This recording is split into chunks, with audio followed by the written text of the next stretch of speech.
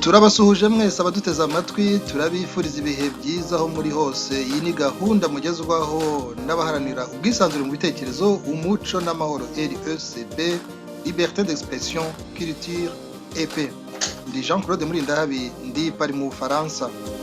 Nk'uko benshi mushobora kuba mumaze kumenya amakuru avuga yuko ubutegetsi bw'u Rwanda bumaze kwiyemeza gahunda yo gutera inkunga ikipe ya Arsenal yo mu gihugu cy'Ubwongereza. Ibi bikaba byamenyekanye nyine kuri tariki ya 23 z'ukwa gatanu uyu mwaka. Bikaba byagaragajwe bwa mbere ku rubuga rw'ikipe ya Arsenal, ikipe iri mu makipe akomeye ku isi. Iyo urebye mu itangazamakuru ryo hirya no hino ku isi usanga bibatunguye kuko hari abagira bati iki gihugu cy'u Rwanda kiri mu bihugu bikennye, mu gihe bamenyereye yuko icyo kintu cyitera nkunga ku ikipe ikomeye nk'iriya ifite n'ingengo y'imari yo mu rwego rwo hejuru bisanzwe bigaragara bikorwa n'ibigo bikomeye cyangwa se n'abanyemari bakize cyane. Ubwo rero byatumye muri RECP dutekereza ko twakwegera abantu bafite ubumenyi, bafite isesengura, byaba mu rwego rw'ubukungu, haba mu rwego rw'icyo bita mu cyongereza marketing, kuvuga uburyo abantu bashobora gukoresha kugira ngo ibikorwa byabo cyane cyane iby'ubucuruzi bibe byabona isoko, byatera imbere. Abantu bazi ibyo bintu byo bya sponsorship, ni ukuvuga ibintu byo gutera inkunga ariko hagamijwe n'uko ababikoze bashobora kubivanamo inyungu yo kwamamaza no kwimenyekanisha. Ubwo rero kuri uyu mugoroba tukaba turi kumwe na Joseph Bukeye. Twamutumiye muri iki kiganiro nk'umuntu wize unigisha iby'ubukungu. Joseph Bukeye, ndagusuhuje. Muraho, murakomeye aho ngaho mu Bubiligi? Mukomere cyane, nshuje n'abatwumva. Urakoze cyane ko wigomwa aka kanya kugira ngo uze. Mu gihugu cya Canada turi kumwe na François Munyabagisha. Urakomeye nyuma y'iminsi myinshi tudaherukanye? Abo Jean-Claude, nawe Bukeye mboneyeho kugusuhuza, twaherukanaga hari muri za 80. Mukomere cyane. Nuko ndumva muziranye. Hanyuma mu gihugu cy'Ubwongereza turi kumwe na Claudel Mugenzi. Wowe ufite akarusho, uretse kuba nyine nawe nk'abo batumirwa babiri ba mbere b'abahanga mu gusesengura, nawe ibyo byose biza byiyongeraho kuri muri icyo gihugu cy'Ubwongereza aricyo iyo kipe ya Arsenal iherereyemo. Ni ukuvuga ko uri kubona amakuru menshi, uri kubona icyo abantu banyuranye babivugaho, hari n'icyo ushobora kuza kongeraho kijyanye nubwo bagize ibanga ibijyanye n'ikigero cy'inkunga cy'amafaranga ubutegetsi bw'u Rwanda bubinyujije mu kigo cyabwo gishinzwe iby'ubukerarugendo bashoyemo kugira ngo iyo sponsor ihabwe iriya kipe ya Arsenal mu myaka 3. Ushobora kuba wenda hari n'igitekerezo waza kubigiraho kuko ni amafaranga ashobora kuba atari makeya. Claudel Mugenzi, mu Bwongereza murahumura amahoro? Mukomere Jean-Claude, turapfura amahoro. Bakoze kuntumira muri iki kiganiro. Ndasuhuza n'abandi turi kumwe muri iki kiganiro, Joseph na France, kwa namwe ndabasuhuza. Mukomere cyane. Ndabashimiye cyane rwose ko mwigomwe mu gihe gitoya nabahamagaye ngo tuganire, mukabasha kuba mwigomwe izindi gahunda mwarimo, mukigomwa ko twafata aka kanya kugira ngo mugire icyo musangiza abantu cy'ibitekerezo kuri iyi nkuru. Navuga ko idasanzwe, kuko ndavuga ko idasanzwe, ntisanzwe gusa ku Banyarwanda, ariko ni nuko mu rwego mpuzamahanga ibinyamakuru birenga 5 ngenyujemo amaso nabonye bose batangira bavuga ko ari ibintu batatekerezaga gutera inkunga ku ikipe nk'iriya kuvuye ku gihugu nk'u Rwanda. None Joseph Bukeye, wowe wumva iryo tangazamakuru twagiye tunyuzamo amaso tukabona bisa nkaho ryatunguwe na kiriya gikorwa gikozwe n'ubutegetsi bw'u Rwanda bwabinyujije muri kiriya kigo gishinzwe iby'ubukerarugendo, wowe gusobanukiwe iby'ibijyanye n'iby'ubukungu, marketing, sponsorship, wowe wumva byari bikwiye kuba bitangaza abantu cyangwa ubibona nk'ibintu bisanzwe? urakoze Jean-Claude, nibyo koko na hano mu binyamakuru hano i Buruseli hari benshi bagiye babigarukaho, ariko icyo bibandaho cyane cyane no kuvuga batese igihugu kiri ku mwanya wa 17 mu bihugu bikeneye ku isi gishobora gite kujya gutanga amafaranga na kuriya mu kugurisha isura ryacyo. Nge rero iyo mbirebeye ku rwego rw'ubukungu, kwamamaza igihugu ku bwabyo ntabwo ariho ikibazo kiri. Kwamamaza isura y'igihugu birakorwa, icyangombwa ni ukureba niba uzabona ibyo bita mu gifaransa retour sur investissement, ni ukureba icyo uzungukiramo muri iyo mari uba washoye. Ikibazo rero ngiye nkibona ku bintu bibiri. Icya mbere, ukurikije ubukungu bw'u Rwanda, ukurikije uburyo igihugu gifite, ndabibonamo nko kwisumbukuruza, kandi n'ibinyamakuru byinshi nibyo byagiye bivuga biriya bintu byo kujya kugurisha image, ibyo bita sponsorship.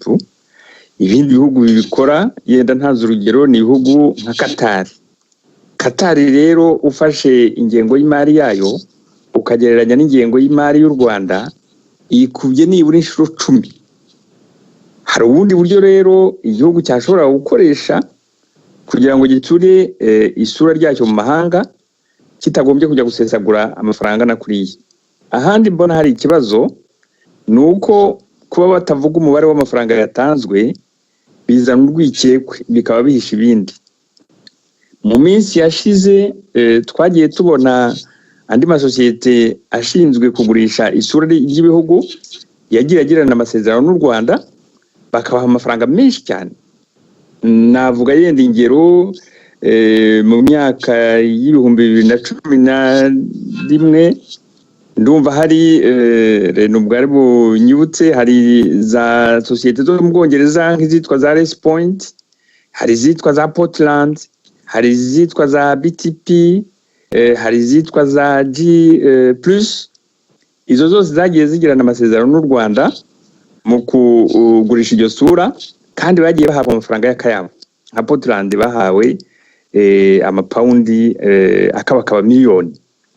Bariya ba Race Point nabo ndumva buri kwezi barabonaga ibihumbi bikaba 60, kandi bakoze imyaka myinshi. Icyo gihe rero ugasanga ntabwo ari inyungu z'ubukungu zari zigamijwe.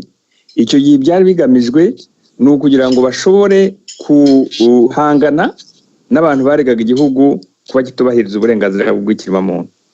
Ubwo rero murumva ko kuba batavugisha ukuri ngo bashyira ahagaragara ibintu byose bituma umuntu avuga ati koko hari inyungu, nta cyabuze umuntu kuvuga ati ese bitaniye n'ibyo byakozwe muri iyo myaka y'ibihumbi 2011 byari bigamije inyungu za politike aho kuba inyungu z'ubukungu. Urakoze cyane Joseph Bukeye kuri ibyo bisobanuro tugejejeho. Ingengo y'imari y'u Rwanda ari miliyari 2 gusa z'amadolari y'Amerika. Reka tubwire abadukurikiye yuko ingengo y'imari y'umwaka y'ikipe nka Arsenal ni miliyoni zisaga 500 z'amadolari y'abanyamerika. Ni ukuvuga ko ari 1/4 cy'ingengo y'imari y'u Rwanda. Ntabwo itandukaniro ari n'ugereranyije n'icyo gihugu cya Qatar twavugaga ku by'inshuro nyinshi cyane ingengo y'imari y'u Rwanda. None mbere yuko nza kuri wowe René Claudel Mugenzi uri mu gihugu cy'Ubwongereza, kuko hari byinshi rwose tugutezeho, mbere yuko mpuzaho reka mbaze François Munyabagisha, wowe ukibona iriya nkuru wayakiriye ute? Rega byinshi by'ingenzi nanjye uko natekereje, mugenzi wanjye Bukeye yabivuze, nibyo uko yabivuze niko bimeze. Nta kintu kitangaje ko iyo igihugu cyangwa se n'ikigo cyafata umugambi nk'uriya wo gucuruza isura ryacyo, gusa nyine ukibaza mu Rwanda niba koko ngicyo niba je navuze nese ubukerarugendo mu Rwanda burafite intumbero, rufite potentiel nini cyane ku buryo ubu ngubu abakerarugendo ari bakeya ku buryo bakeneye kugira ngo bakore bimvesise bashyire amafaranga menshi kugira ngo babakurure. Nkareba nkavuga mu by'ukuri ko u Rwanda ubu ngubu gucuruza isura ryarwo ikintu cyitwa jenoside cyakoze akazi gakomeye cyane, nta n'amafaranga babitanzemo, yego twatanze amaraso n'ubuzima bw'abantu burahashirira, ariko nyuma yaho ntabwo byabaye ngombwa gushyiraho amafaranga. None ubu ngubu bigeze aho bagomba gushyira amafaranga mu kujya gukurura ba mukerarugendo, aho bagombye gushyira ayo mafaranga ahubwo mu bwiyunge, kuko baramutse bakoze ayo mafaranga bayashyize mu bwiyunge byarushaho gukurura nanone abandi ba mukerarugendo indi myaka 30. Rero nicyo kibazo nibaje, navuze ni ubukerarugendo mu Rwanda hariya muri za Nyungwe, mu birunga za wenda ni Kigali hariya gakeya, ngasanga harimo ikindi kintu cyihishemo nk'uko mugenzi yabivuze, Bukeye yabivuze, ni wasanga ari ingamba zishingiye ku bintu bya politiki, noneho nazo yego niba bashaka kugira ngo babone uburyo ko basisibiranya bya bindi babyita ngo blanchiment, boza image, babone uburyo binjira aho ngaho, nabyo byabagirira akamaro. Ariko mu by'ukuri ku muturage w'umunyarwanda njye ntabwo nemeza ko, ntabwo numvise ko kujya gushyira amafaranga mu mipira i Buraya ari byo byagirira akamaro abanyarwanda n'abanyafurika. Urakoze cyane François Munyabagisha. None René Claudel Mugenzi, ni wowe uri mu gihugu kirimo iyo kipe ya Arsenal igiye guterwa inkunga sponsor n'ikigo cy'igihugu cy'u Rwanda gifite mu nshingano zacyo ibijyanye n'ubukerarugendo. Ni ukuvuga ko mu by'ukuri ni ikigo cya leta, ni ukuvuga ko ni ubutegetsi bw'u Rwanda bufashe bwagiye muri iyo gahunda y'icyo cyemezo. Wowe ibyo bintu uri kubona mu gihugu cy'Ubwongereza byakiriwe gute? Abantu barabibona bate?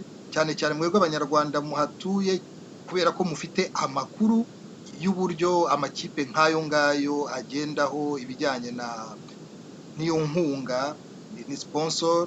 Yego birazwi ko utanze inkunga nk'iyo ya sponsor ntabwo abayitanze gutya gusa, abateze yuko hari icyo yavanaho cy'inyungu nk'ibyo ngibyo.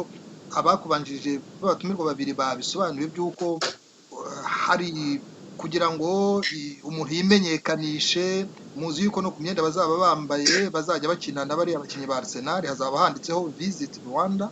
Ni ukuvuga ko bigaragaza ko ari nko gutumira abantu bose ko bajya gusura u Rwanda, barugenderera, barushoramo, bajya kuruta. Mwebwe murumva abantu icyo gikorwa u Rwanda rwashoyemo akayabo kagizwe ibanga barakibona bate ku gihugu tuzi ko gitunzwe ku rwego rwa 40% n'amahanga n'inkunga y'amahanga? René Claudel Mugenzi. Urakoze Jean-Claude. Ukuntu byagaragaye mu buryo butandukanye cyane, nkurikije ukuntu byagiye byandikwa kuri social media imbuga nkoranyambaga, uburyo abantu babivugaho, unarebye no mu binyamakuru, ni ibintu byavuzwe butandukanye. Hari igice cyatangaye cyane kikavuga tuse bino bintu kino gihugu amafaranga kiyavanye he, igihugu dufasha, igihugu gituzko kiri ibikene ibi ni ibiki, ese birashoboka? Babona ko hari ikintu kitari kitagaragara kirimo gitangaje kirimo barabona donc ubona ko gifite ibibazo byinshi ntabwo amafaranga yatanze ntabwo ari kumenyekana ibyo byose umva ko byateye abantu bamwe igice kimwe cyo kwibaza. Ikindi gice kindi nabonye cy'abanyafurika bamwe bari hano bo kuri bo bamwe nishema bavuga igihugu nibura cya Afurika kigiye kugaragara kuri ku myenda ya Arsenal tubabona buri munsi ni yabaga ibihugu byacu byakora gutyo.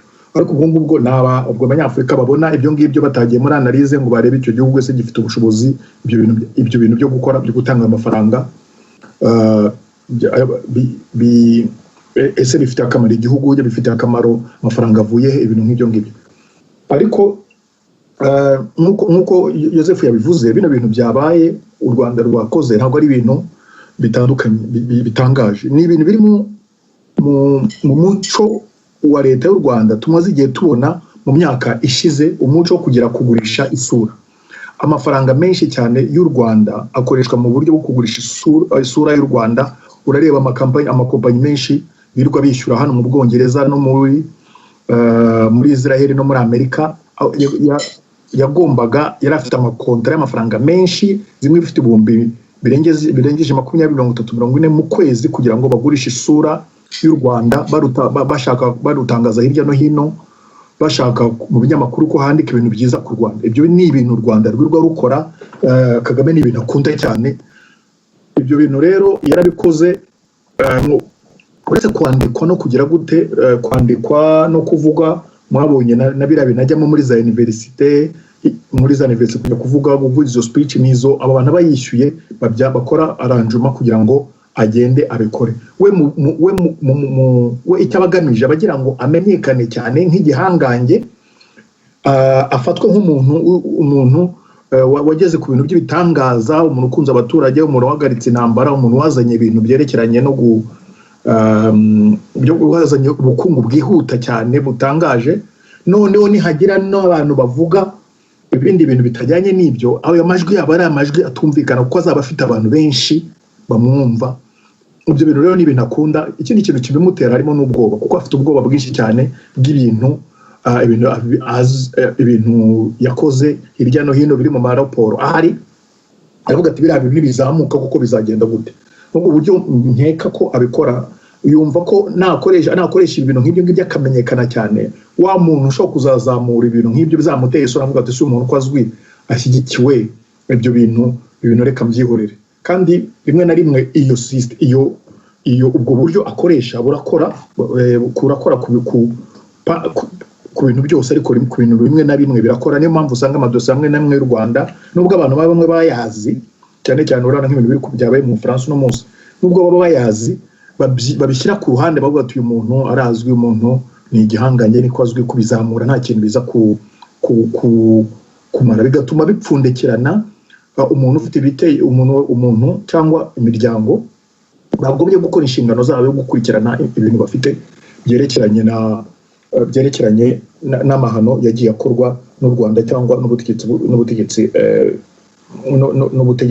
bw'u Rwanda.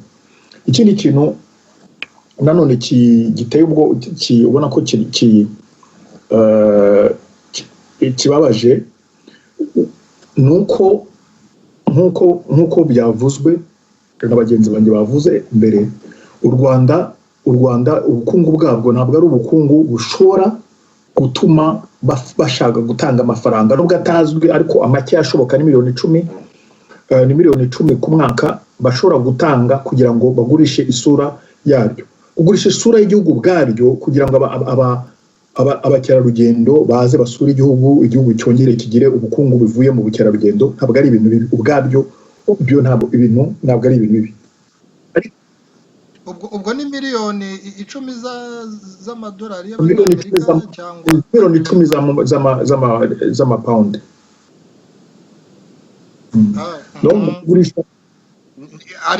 arenze kure miliyoni 10 z'amadolari y'amanyamerika.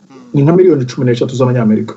Urakoze cyane René Claudel Mugenzi. Turi bukugarukeho dusoza. Joseph Bukeye, kuko wowe nk'umuntu w'umwe economiste, w'umuntu usobanukiye iby'ubukungu, kuba abantu bamenyera n'abatari bazi u Rwanda barumenyera ku ikipe nk'iriya, bakaba bagira n'amatsiko yo kujya kureba icyo gihugu, bakaba bagira n'ubushake bwo kujya gushoramo iyo imari. Kuri wowe usanga icyo kintu koko gishoboka? Uri n'umunyapolitike uzi imikorere ya buriya butegetsi mwebwe mwifuza gusimbura abatavuga rumwe nabo, bikurikije n'uko Perezida Kagame ntabwo abihisha ubwe, avuga ko ikipe ya Arsenal ari umufana wayo ukomeye. Ibyo ngibyo ni ibintu yakunze rwose kwandika akabigaragaza, ntabisha.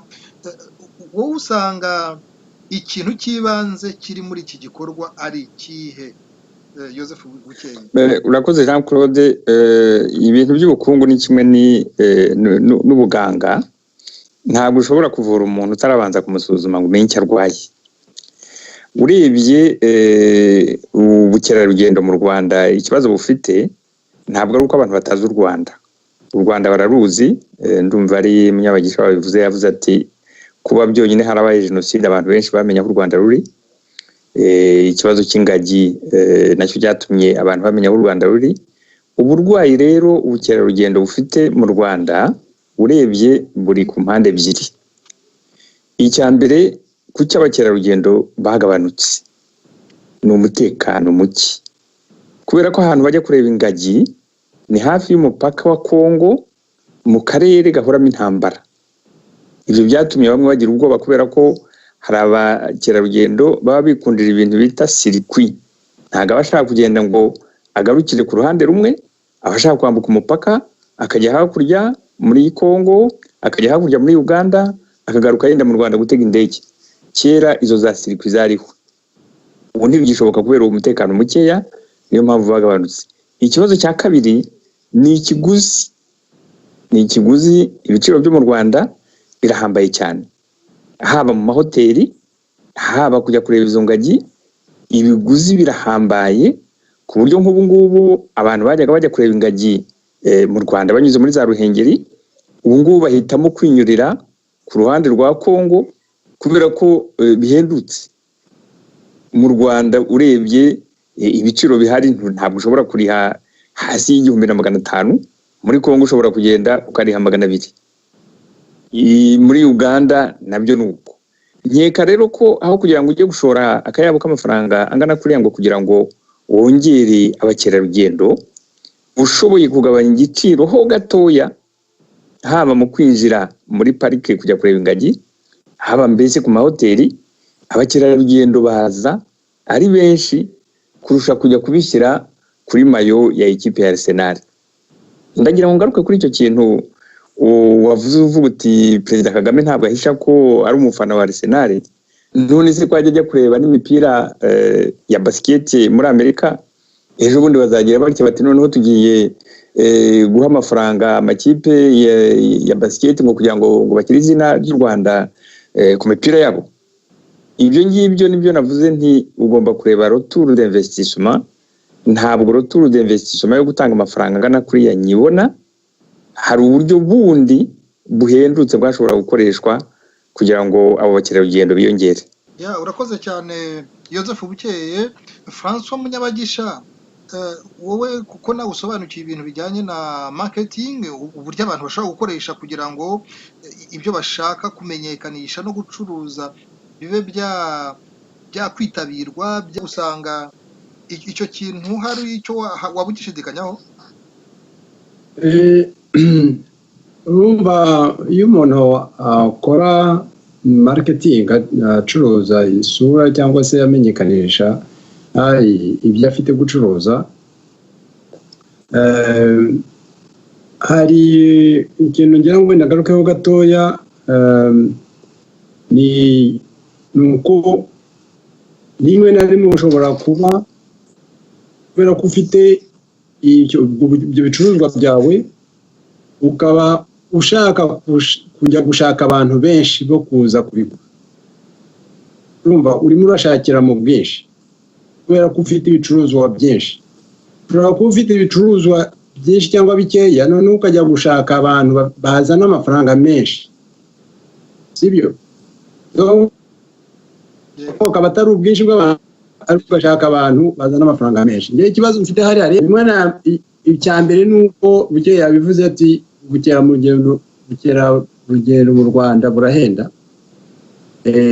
Ariko noneho tuvuge yuko bashatse kujya gushaka hariya mu bantu bareba imipira, abantu ba bukerarugendo bashobora gutanga amafaranga menshi. Ntabwo nemeza yuko kujya mu mipira y'amaguru hariya ariho wajya gushakira ba mukerarugendo batanga amafaranga menshi. Ba mukerarugendo batanga amafaranga menshi bari basanzwe baza, ba mukerarugendo binjiraga muri paravoya ziriya za konferansi zishobora gukorerwa hariya, aba nibo batanga menshi. Kujya gushaka rero bajya kureba umupira, sinzi niba mu by'ukuri ariho biganisha. Ariko mu kintu nyamara iyo umuntu arebye neza, urebye neza, kuko ntabwo nemeza, ntabwo numva, sinzi, ntabwo ndaganira n'abantu wenda bakorana n'iriya regime, ariko iyo urebye uzi neza iyo regime mbese nature kamere yayo.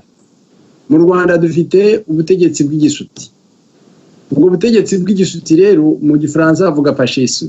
Ni fascisme kuko ntabwo ari ubutegetsi busanzwe, ni ubutegetsi bw'ingufu. Murivugira muti bahisemo no guha. Wabisobanura neza, ntabwo abantu bose babisobanukiwe, byaba iby'ubutegetsi bw'igisuti uvuga, byaba ibya fascisme, ntabwo abantu bose babisobanukiwe. Mu magambo nk'atatu kugira ngo mu Kinyarwanda abantu batabyumva muri urwo rurimi rundi ukoresheje, wabisobanura mu magambo atatu. Ubutegetsi bw'igisuti butandukanya n'ubutegetsi bw'ukwemera, nk'uko twemera Imana tukajya mu kiliziya bakatuyobora dukurikije ukwemera. Babitandukanya n'ubutegetsi bw'inyuguti, nabwita ubutegetsi bw'ubwenge, ubwo ahantu abantu baza bati tuzanye demokarasi, turazana ibitekerezo, noneho turatekesha ibitekerezo. Ubutegetsi bw'igisuti rero bukaba ari ubutegetsi buzana igisongo, bukavuga buti urakora niba udakora ibyo tukubwiye turagupyatura, uri kumwe natwe n'utari kumwe natwe turakwica, tambuka imbere tugushorere, cyangwa se niba wanze turakujomba. Ni uko nguko byaragaragaye rero mu Rwanda ko umuntu utavuganye utayobotse ubutegetsi, urabona nka bariya ba Rwigara cyangwa witandukanyije nabo, baramubwira bati vaho. Urazi ko muri FPR ngo abantu bararahiraga, cyakora hari defe zibigaragaza, twabikoreye ubushakashatsi turabizi ko bibaho.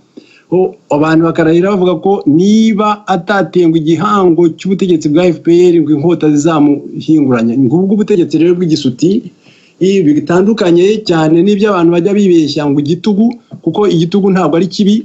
Igitugu hari igihe kiba ngombwa igihugu cyose kigerageza kuzamuka kizamukira ku gitugu, kuko nta gihugu na kimwe muzigera mubona kitagize ubutegetsi bw'igitugu. Igitugu ni ugutera igitugu nyine, ariko ntabwo kibyoroga, ntabwo cyica. Amagambo yabaye menshi, ariko byari ngombwa hari ko mbisobanura gutyo, sibyo Jean-Claude? Urakoze cyane François Munyabagisha. René Claudel Mugenzi, u Rwanda rwaba rugeze ku yindi ntera ku buryo rushobora kunyura amayira nk'aya ngaya asanzwe anyurwamo n'abashoramari bakomeye cyangwa n'ibigo n'amahanga akomeye, nk'uko tugiye gutanga urugero rwa Qatar. René Claudel Mugenzi. Murakoze Jean-Claude. Ku byerekeranye n'amafaranga u Rwanda rushobora kuba rwatanze, abanyamakuru no munsi biriwe bashaka kugira ngo babimenye. Arsenal ntabwo yabahishuriye amafaranga yabo yabonye. Bikekwa ko u Rwanda narwo muri kondisiyo babahaye kugira ngo bakorane ayo masezerano, u Rwanda rwabasabye yuko bagomba kubigira ibanga. Nabyo bikaba ari ikibazo, nimba ari amafaranga y'abaturage de fonds publics, ntabwo byagombye guhishwa hanze. Nimba rero babihishe, harimo ikibazo gikomeye cyane. Ariko iyo bakoze ababizi byerekeranye n'ubukungu bujyanye n'ibyo bintu bya sponsorship no mu makipe, barakeka ko biri mu rwego rwa miliyoni nibura zigeze ku 10 buri mwaka. Ku byerekeranye n'ubukungu, u Rwanda iyo urebye muri za budget n'ibyegeranyo byarwo, u Rwanda ntabwo ntabwo amafaranga y'inkunga baka muri budget yigeze amanuka uvuga uti u Rwanda rwari rufite rwasabaga inkunga 40%, ubu ngubu bisigaye basaba 10%, bigaragaza ko u Rwanda rwateye imbere, ahubwo usanga ntabwo bigeze bigaruka amafaranga basabaga y'imfashanyo ntabwo bigeze yongera. Ibindi bintu by'ubukungu nko kuba bafite urugero ruri hasi cyane cyane w'ingufu z'umuriro, imihanda ikoze, urebye n'ibindi bihugu bindi bya Afurika, n'ibindi bintu bijyanye n'ibizamura ubukungu nk'inganda, ibyo byose biracyari ku rugero rwo hasi. Kongeraho noneho inzara ya nzaramba ikomeye, nayo twakoreye ubushakashatsi kuri raporo iri kuri site yitwa nzaramba.org, igaragaza ukuntu abaturage cyane cyane bo mu burasirazuba bw'u Rwanda n'abo mu majyepfo, icyo nibo twarebyeho bafite inzara ibamereye nabi. Kuko rero u Rwanda rwafashe ayo mafaranga bakajyana aho ngaho, ntabwo ari mu rwego nk'uko rushaka bigaragara yuko u Rwanda rwateye imbere rushaka abakerarugendo, ahubwo no mu rwego nk'uko nabivuze kare rwo kugira ngo bigaragaze neza, babone ko u Rwanda Kagame ari igihangange, yazamuye igihugu kikaba kigeze ahantu hakomeye, ariko mu mibare yose igaragara y'ubukungu ibyo bitagaragara. Ikindi kibazo cyane warubajije ni ku byerekeranye n'imfashanyo. Nibyo kuko imfashanyo zavaga hano mu Bwongereza ntabwo nk'uko zari zimeze mbere, kubera ko hari igice cy'imfashanyo bahagaritse kubera igihe u Rwanda rwafashaga M23 muri Congo, ariko nanone u Rwanda rwagiye bakomeza kujya gushaka rwaka imfashanyo n'inguzanyo kugira ngo rubone ukuntu rubona ayo mafaranga abandi bantu babaga bahagaze kubaha. Muri make rero nakwanzura mvuga yuko aya ni amafaranga agiye gupfa ubusa, yagombye gukora ibindi bintu bizamura ubukungu bw'igihugu mbere y'uko bagera muri urwo rwego no kugabanya inzara, mbere y'uko bagera muri urwo rwego rwo kujya gutanga amafaranga yo bagurishe isura y'u Rwanda neza hanze. Murakoze. Urakoze cyane René Claudel Mugenzi. Joseph Bukeye, iriya twavuga yuko ari investissement nziza, ni ukuvuga ni uburyo bwiza bwo gushora, cyangwa ari amafaranga René Claudel Mugenzi agerageje kutugereranyiriza uko yaba angana, yashoboraga kuba ashowe mu kindi kintu nacyo cyabyara inyungu yaza inagirira akamaro abanyarwanda. Joseph Bukeye, muri make mbere yuko njya kuri urakoze Jean-Claude, nagira ngo ngaruke ku ijambo navuze ntangira mvuga nti harimo kwisumbukuruza ndetse harimo no gusesagura. Ibintu bakunda kuvuga ngo u Rwanda rwateye imbere, ngira ngo ntabwo bihura n'imibare izwi ifitwe amahanga azi, ariko yenda badahora bavuga. Nk'iyo urebye kuri icyo bita indice de développement humain, u Rwanda ni hahandi nyuma y'imyaka rumaze rubona ifaranga bingana kuriya, ruracyari ku mwanya wa 17 mu bihugu bikennye. Iyo ugiye ku busumbane, ni ukuvuga mu bihugu bya nyuma, mbese biri inyuma y'ibindi isi yose. Iyo ugiye mu busumbane usanga u Rwanda ruri mu bihugu 5 bya mbere ku isi bifite ubusumbane buremeye. Ubwo ni ukuvuga ko ushobora kubona umuntu, ni ukuvuga hagati y'abakire n'abakene, ni ukuvuga ko ushobora kubona umuntu ufite ubukire busesuye, warangiza ukagenda ugasanga umuntu arara muri rugo. Iyo ugiye ikigereranyo cyerekeye ubwisanzure, u Rwanda ruza ku mwanya w'133 ku bihugu 120. Ubwo urumva ko naho barajya. Wagira akarusho kuri iya raporo bajya basohora yerekeye imibereho, iyo bita World Happiness Report. U Rwanda ruza rukurikiranye na Sudan na Eritrea, ureba ahantu bigeze. Ibyo bitangaza bahora bavuga byo mu Rwanda, niba ari gukubura kuri plateau, nta bitangaza biri. ngerera ariya mafaranga yo kuyashora muri Arsenal ari kuyajyana aho Mugenzi yavugaga ko kurwanya nzaramba wo kunganira abantu bafungira mu bitaro kubera ko batashoboye kuriha fagitire wo kureba ukuntu abana batsinda bari mu mashuri wo gutabara bari abantu imbumereye nabi nongere rero mbisubiremo gushora imari nka kuriya no gusetagura. Ndagushimiye cyane Yozefu Bukeye François Munyabagisha ku bantu hari ibice bibiri hari batangaye babonye uburyo inzira inyujijwemo ari amafaranga agamije kugira ngo inko kurambagiza abantu ni nko kubaguyaguya kugira ngo bamenye yuko bashobora kugera mu Rwanda bakagira icyo bahabona cyangwa bakora we wabifata mu buhe buryo François Munyabagisha? Nkunze uvuze uti kurambagiza ni image nziza cyane ariko ni nk'umuntu w'umugabo ujya kurambagiza undi mugore wa kabiri cyangwa gatatu kuko uwo mu nzu yamutemaguye yamuvunaguye aramukubita aragira gute hanyuma akajya kurambagiza abandi. Ngengeka ko mu by'ukuri icyo umuntu tugomba kumva ngo mbere yo kujya kushaka ba mukerarugendo bahandi twagombye kubanza tugashaka tugakora tukamamaza isura y'u Rwanda no ku banyarwanda. Ni kwamamaza isura y'u Rwanda ku banyarwanda ntabwo ari ukuza kubabwira wenda ngo muze murebe ngo muze murebe ingagi kuko hari abanyarwanda benshi bari hanze ni 400 b'impunzi d'après les chiffres zirimo zivugwa mu iminsi. Hari abana bavukira hanze bakeneye abo kujya kureba izo za mukerarugendo zo mu Rwanda ariko hakaba ikibazo gikomeye cy'uko iyo sura y'u Rwanda bashaka kwamamaza ngo ni nziza. Nta mu Rwanda mu by'ukuri hari ikibazo gikomeye bagombye kuba ari cyo dushyiramo ingufu dukoze ingufu kuko hari ibintu tujye tubivuga ukuri rwose uko biri.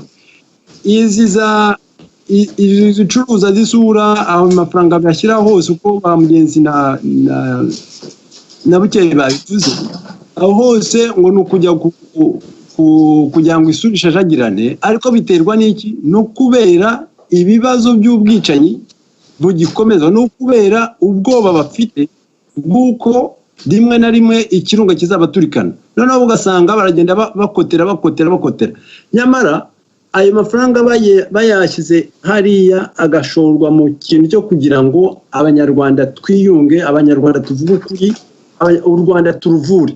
Ntabwo byakongera gukenerwa kujya gukora izo za marketing zidafite epfo na ruguru zo gukingira ikibaba gusa zo gushyigikira ubutegetsi bw'igisuti nk'uko nabisobanuye. Nge rero nkabona no kuvuga wenda ngo turatsura ubukungu, gutsura ubukungu n'ibindi byose byakorwa ariko hatabanje gukorwa ikintu cyo kuvura igihugu ni ugukomeza nka bya bindi byo guhinga umurenzaho tugenda duhinga hejuru y'urwiri hanyuma ngo bizera hanyuma rwazamuka tugasanga tugiye gushora miliyoni ngo 12 ngo kugira ngo dushyireho itaka hejuru turenzeho ibintu byo kugaragara gutyo dusunika imbere.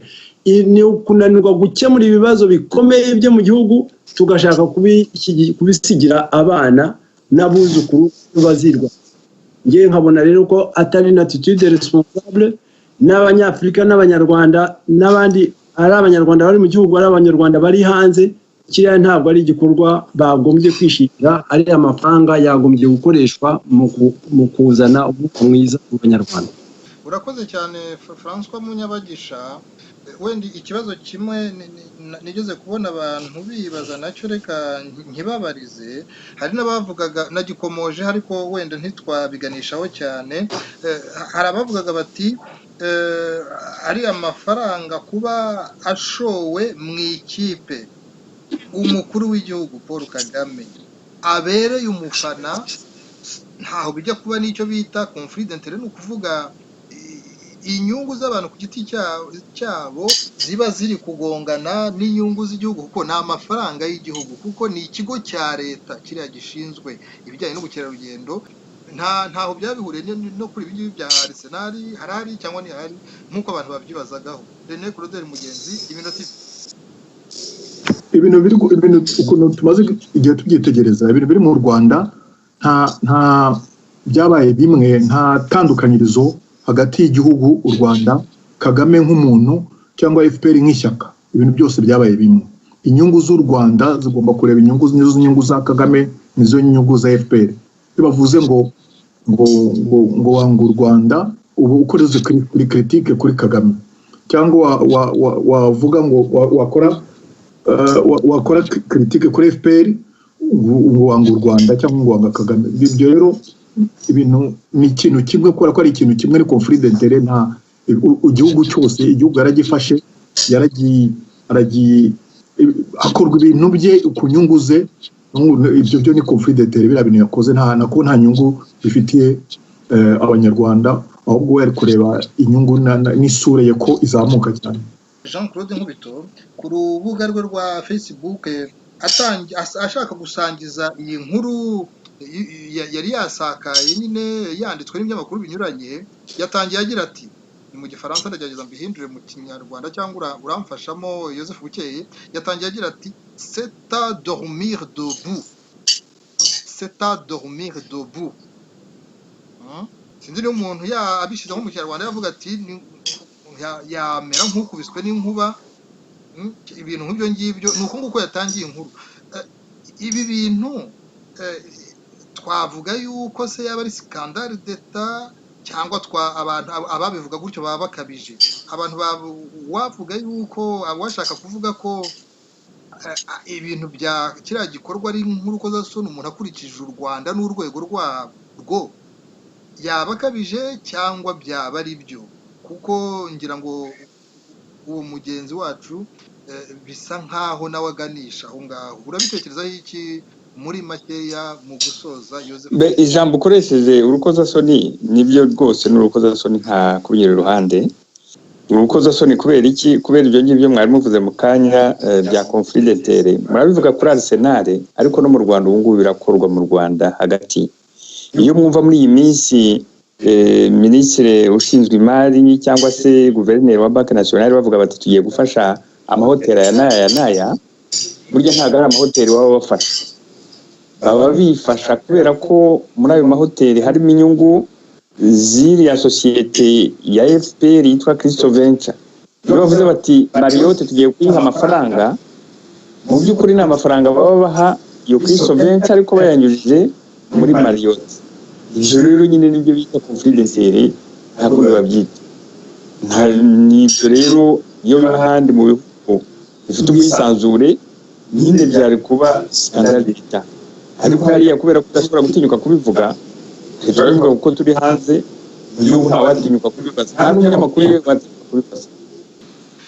Ndagira ngo rero mbashimire cyane uko muri batatu Joseph Bukeye twaganiraga uri mu gihugu cy'Ububiligi hanyuma François Munyabagisha twaganiraga uri muri Canada naho Rene Claudel Mugenzi uri mu gihugu cy'Ubwongereza mwese mbatumira kuri uyu mugoroba nabatumiye nk'abantu bafite byinshi bazi bafite ubumenyi ku bijyanye n'iby'ubukungu ku bijyanye na marketing ni ukuvuga uburyo bukoreshwa kugira ngo umuntu amenyekanishe ibintu bye cyane cyane iyo ari nk'ibicuruzwa ibijyanye na sponsorship ni ukuvuga ni ya nkunga ariko ibigamije nyine no kwimenyekanisha n'impanguhe rwose nicyo byaba bivuga ubwo rero nari nabatumiye kugira ngo mudusangize kuri ubwo bumenyi muduhe n'ibitekerezo uko mubona ibijyanye n'iriya nkunga ubutegetsi bw'u Rwanda bwiyemeje